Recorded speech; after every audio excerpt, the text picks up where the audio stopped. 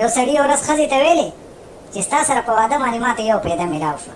نو دا ښځې ډېره زیاته خوشحاله شوه. خاوند ته ویلې هغه څه سړیه؟ بس دا سړی ورته وویل چې ما ته د ګناهونو سزا چې کومه ده هغه په دې دنیا میلاو شوه.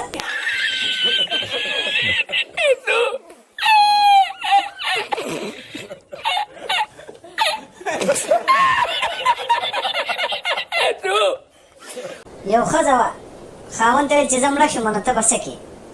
او دې خاوند ورته ویل زه خو به پاګل شم. نو دا ښځه ورته ویل ته به بیا دویم واده کړې؟ نو دا سړی ورته ویل ولې پاګلان خو هر څه کولی شي.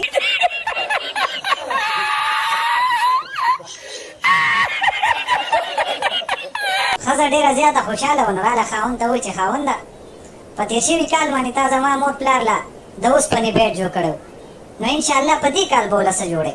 بس دا خاوند یې ډېر زیات غوسه شو په دې کال به ولله وایي کرنټ ورکو.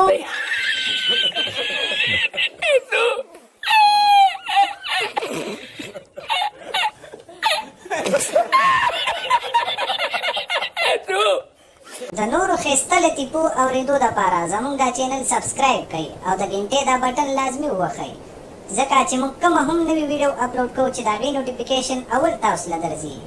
ډېره ډېره مننه. د الله په امان.